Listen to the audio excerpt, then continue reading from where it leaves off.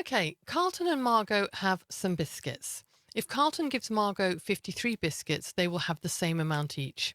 If Margot gives Carlton 39 biscuits, then Carlton would have 5 times as many biscuits as Margot. And we're asked, how many biscuits do they each have? Well, there's two things to note about this question. One is that the number of biscuits remains constant.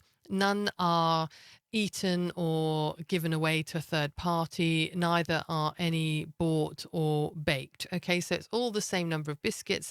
And also that these are two hypothetical situations. It's not that they have some biscuits and then something happens and then another thing happens. It's they have some biscuits. Should Carlton do this, then this would arise. But should Margot do this, then that would arise. Okay, so that's two hypothetical situations, and we are asked how many biscuits they each have. Okay, what I'm going to do is I'm going to draw it out, and I'm going to do it just as I did it on the back of an envelope when I first saw this on Twitter, just so that I can take you through my thinking. Because what I do, one of the reasons I do these videos is I want it to reflect how one might approach it cold, if you see what I mean. My frustration with textbook answers is that they are drawn by people who know the answers, and so they draw them perfectly and in the correct proportions, because they've got information that we don't have. Right, so I'm going to draw. What I drew is a big bar for Carlton because I don't know. I don't know how many biscuits he has. I don't know exactly how much more than Margot he has, but it is evident from what we're told that he has more biscuits than Margot. So Carlton gets a big bar and Margot gets a smaller one. Okay, so Carlton and Margot.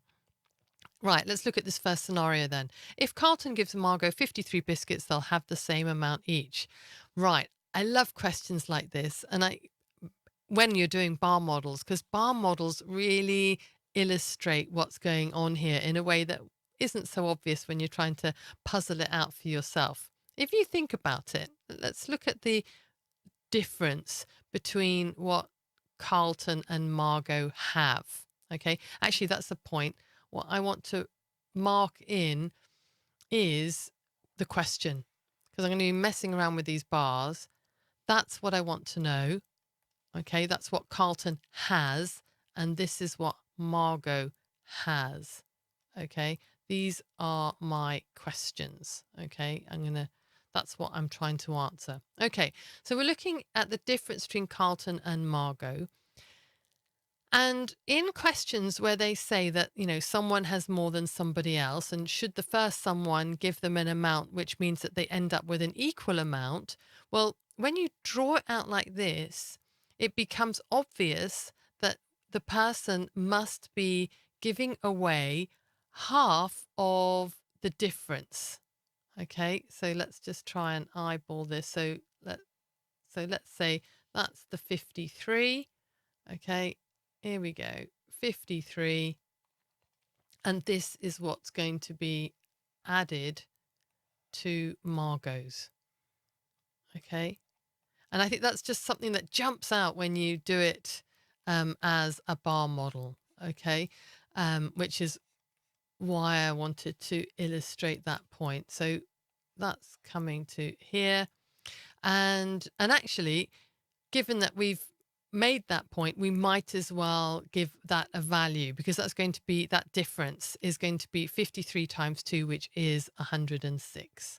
Okay, so that value is 106. All right, so that's just something to bear in mind, that it's just obvious when you draw a model. Okay, that's the first scenario taken care of. We're good there. If Margot gives Carlton 39 biscuits, then Carlton would have 5 times as many biscuits as Margot. Okay, well, we're back to what Margot originally has. Okay, nothing's actually happened to Margot's biscuits so far, right? And what we're going to do is we're going to just arbitrarily draw a line.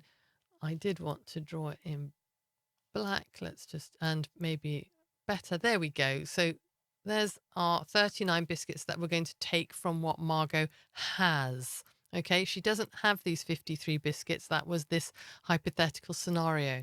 So I've drawn that in here, and I'm going to add that to what Carlton has.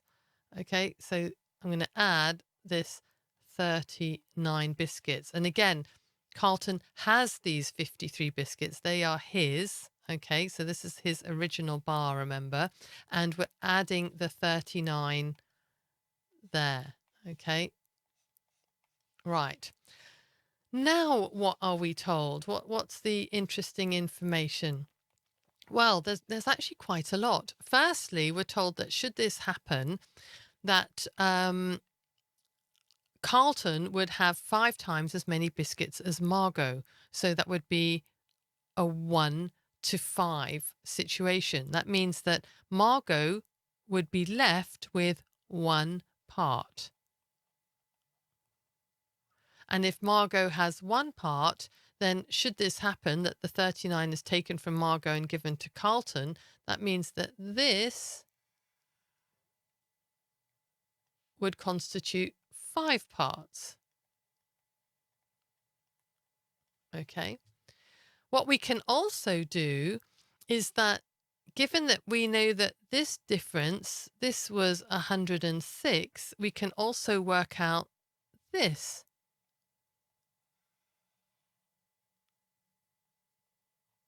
Okay, which we can see is 39 plus 53 plus 53 plus 39. Well, we've already done the 53 plus 53. We just need to add the two 39s. So let's do 106, and we're going to add 39 times 2, which must be 78. Okay, and that's 14. So that gives us 184. So this is 184, this difference between them in this scenario. Now, what we also know, that if this is 1 part, okay, and this is 5 parts, then this difference must be equal to 4 parts. All right. And I can now calculate the value of each of those parts, because I can divide 184. I can divide that by 4. Okay. So that's going to be 4, and that's going to be 6, which tells me that each part has a value of 46. Okay. So what we then have to figure out is what are the other parts? And this is where actually I redrew it. Actually, I redrew it before I was working out this. I redrew it just to make it even more obvious what was going on. Okay, so we've got Carlton and we've got Margot. You don't have to redraw it, by the way. It's just what I did. I just want to show you how I did it. So I know that in this second scenario, there are 6 parts, because Margot has 1, okay, and Carlton has 5,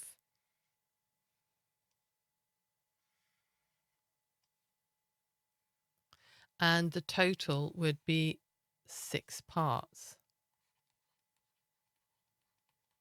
And again, so these biscuits are just being redistributed throughout this question. And what is interesting here, so let's have a look. Remember here, this is when they had an equal number of parts, isn't it? Okay. What this illustrates is, let's say let's mark in all of the parts. Imagine we took these 2 parts from Carlton and we give them to Margot. Now, this isn't the 53, remember, because in this scenario, Margot just has the 1 part, which is fewer biscuits than she had. But what you can see is that to get for Margot to have half, remember this is half, it's 1 part plus 39 plus 53. So we know that these two parts are 39 plus 53. We already know, I've calculated here the number of parts. What I'm saying is when I redrew this, I hadn't done this bit yet. I just decided to redraw it.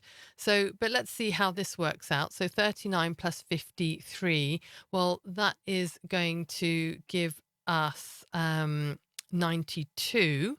Okay, so so we know that this is 92, and 92 divided by 2 equals 46. So that gives us the same bit of information there.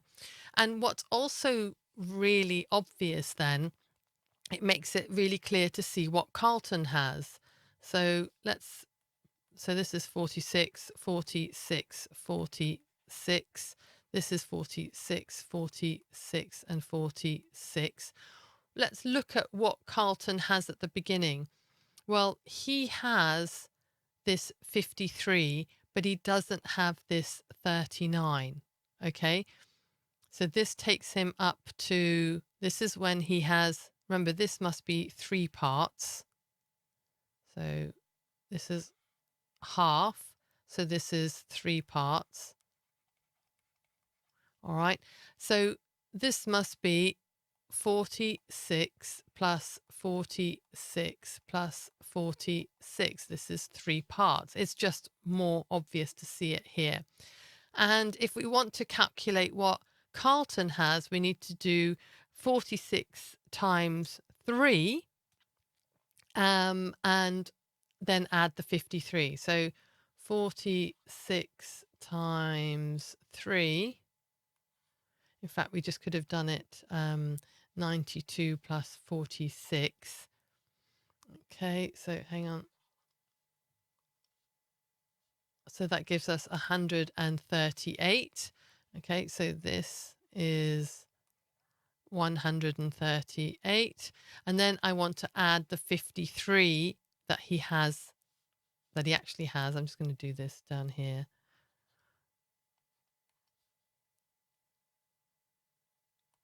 So that gives us 11. All right, so we've got 191. So this is 191. So Carlton.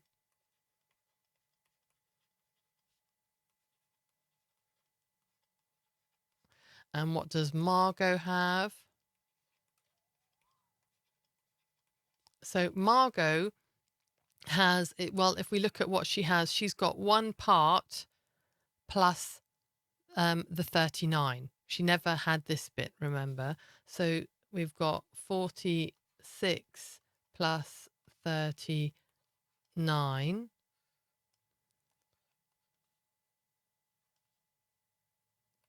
which gives us 85. So Margot has 85. Okay, right. So we didn't need to redraw this. I'm just showing what I did because I didn't sort of complete all of these. I just wanted to solidify in my mind what was going on, and I found that redrawing it did just make that all the more obvious what was happening. Okay, so a really interesting question, which I hope you enjoyed as much as I did.